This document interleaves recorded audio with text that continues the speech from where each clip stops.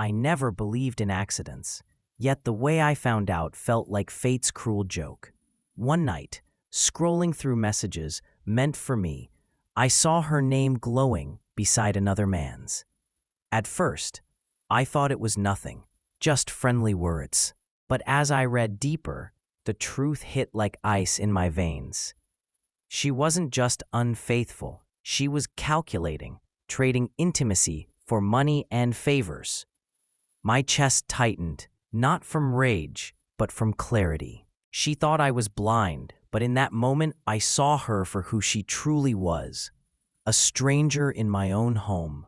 The first instinct was to scream, to shatter every illusion at once. But something inside me shifted. Silence held more power than fury. I decided not to confront her, not yet. Instead, I watched.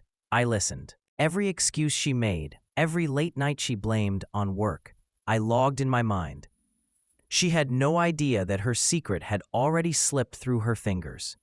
She thought she was winning, playing both sides for gain. But I let her play, because the longer she thought she was safe, the harder her fall would be when I pulled the ground from beneath her. Her lies multiplied, and so did my patience. I started piecing together her life the way she had hidden it. Bank statements, subtle purchases, whispers of trips she never told me about. Every detail became a puzzle piece, and the image it formed was grotesque. She wasn't just betraying me emotionally. She was selling her loyalty for scraps of wealth, like love was a currency she could trade. But I refused to show her my hand. I smiled when she entered the room, kissed her forehead, and wished her good night. And all the while, I planned her slow undoing.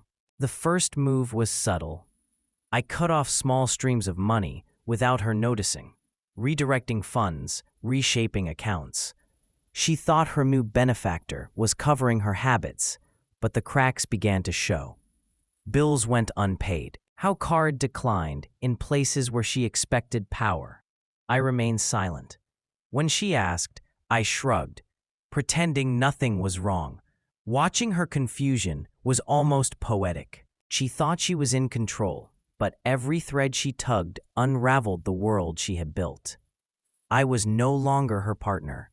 I had become her shadow, patient and merciless. She grew restless, desperate even.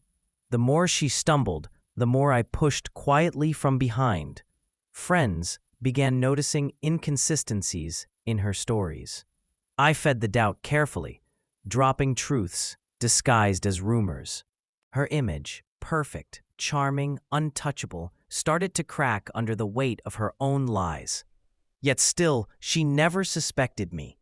That was the beauty of silence. The louder her life fell apart, the more invisible I became.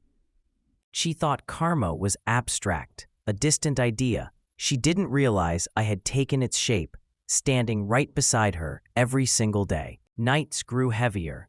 She stopped sleeping peacefully, tossing and turning, haunted by whispers she couldn't trace. I would lie beside her, steady as stone, pretending ignorance. But inside, I savored each fracture in her confidence. Every sleepless hour was another brick collapsing in her castle of deceit.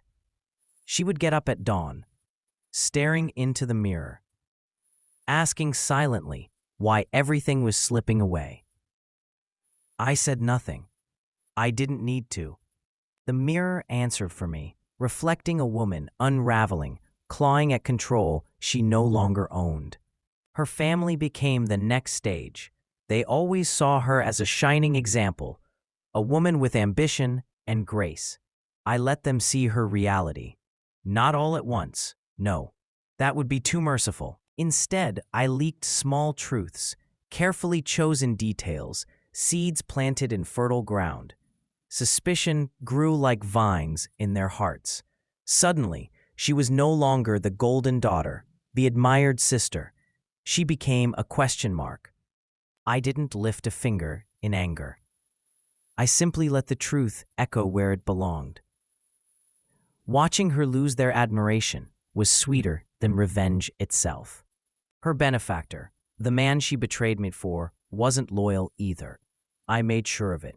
Through anonymous messages, subtle hints, I revealed enough of her double life for him to doubt her. Trust between them rotted, fast and irreversibly. She tried to cling tighter, but his hands slipped away. She lost the very thing she had traded love for, her security. And still, she came home to me, smiling like nothing had changed. That smile became grotesque, a mask over the wreckage of her crumbling empire. And I let her wear it, until even she began to choke on it. The beauty of quiet revenge is how invisible it feels. She thought she was battling the universe, that fate had simply turned against her. She had no clue that I was the hand, guiding every downfall. Every canceled plan, every severed tie, every failed attempt at rebuilding, it was me. And when she cried at night, thinking I was asleep, I didn't comfort her. I let her tears carve the lines of her betrayal deeper into her face. She wanted a game of power, of greed, of secrets. I gave her exactly that, just not the way she expected. By now she was unraveling publicly. The woman once admired was now whispered about in corners. Friends avoided her, family doubted her, her lover abandoned her.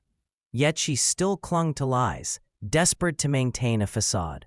She tried reinventing herself online, painting me as the villain, spinning tales of cruelty and neglect. I didn't fight back. I didn't need to. Behind every word she posted, I held proof of the opposite. And when her stories gained traction, I released the truth piece by piece. Her credibility collapsed, and she drowned in the silence that followed. She begged me one night, not realizing I was the architect of her ruin. She said she was lost, that she needed me, that she missed the man I used to be. For a second, I almost pitied her, but pity was weakness, and weakness had no place in justice. I let her speak, let her cry, let her reach for the warmth she had destroyed, and then I gave her nothing, no comfort, no forgiveness, just silence. Because silence, when it comes from someone you've betrayed, is heavier than any shouted curse. Her career followed next. She had built it on charm and manipulation, weaving her way into positions she hadn't earned. I dismantled it, thread by thread. Employers received whispers of dishonesty. Evidence slipped anonymously into the right hands. Opportunities dried up. Her phone, once buzzing with endless calls, fell silent. She stared at it for hours some days, waiting for chances that never came. And when she realized the world had stopped believing in her, she finally began to see the reflection I had known for years. Hollow, desperate, fragile. I didn't destroy her all at once. That would have been merciful. Instead, I gave her time between each fall, just enough for her to hope, to believe she could still recover. And then I tore that hope apart, again and again, because betrayal isn't just about the act. It's about the deliberate choice to value greed over love, lies over truth. She had made that choice, and my silence forced her to live with it. Every step she took forward crumbled beneath her until she was too afraid to move at all. She started isolating herself. Doors once open to her now slammed shut. Invitations stopped. Smiles turned to stares. She wandered through her days like a ghost, present but unwanted. And I remained close, always near, always calm. She looked at me sometimes with suspicion, as if she wondered whether I had played a part. But she never asked. Perhaps she feared the answer. Perhaps she knew.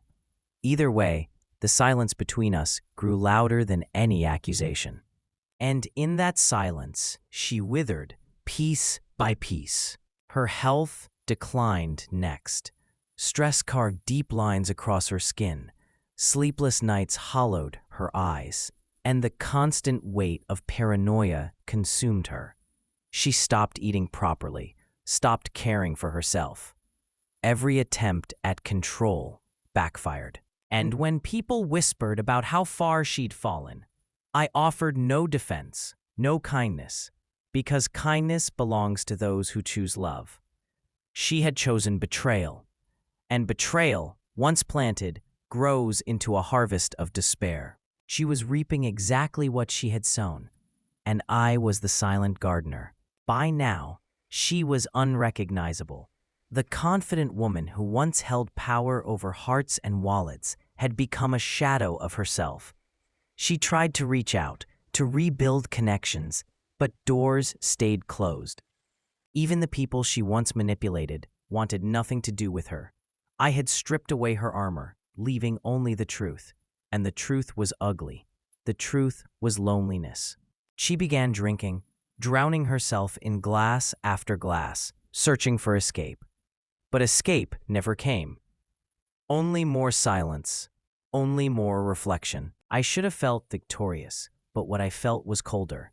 This wasn't triumph, it was justice. I hadn't screamed, hadn't raised a hand. I had simply let her world collapse under the weight of her own deceit, nudged by my invisible hand. People asked me how I stayed so composed, how I could stand beside her through it all. They never knew. They never needed to, because revenge is sweetest when it's invisible, when the storm looks like fate, but in reality, it's your design. She eventually broke. One night, she sat across from me at the table, eyes red, voice trembling. She whispered that she didn't know who she was anymore, that everything she touched turned to dust. I stared at her and said nothing, because there was nothing left to say. She had chosen this path the moment she traded love for profit. All I did was ensure she walked it to the end. She wanted power, she wanted wealth, and now she had nothing. Nothing but silence. Nothing but me, unmoved and untouchable. In the end, I walked away. Not with anger, not with violence, but with the same silence that had guided me from the start. She begged, pleaded, tried to claw her way back into my life, but the bridge had burned long before. I gave her no closure, no forgiveness. Closure is a gift, and she had forfeited every right to it. My departure was the final piece, the last weight crushing her spirit. And as I closed the door behind me, I knew her echo would haunt her more than my presence ever could. People say karma takes time, that life eventually balances itself, but I learned something different. Sometimes karma needs a hand. Sometimes it wears the face of the one betrayed, patient and silent. I never screamed. I never struck.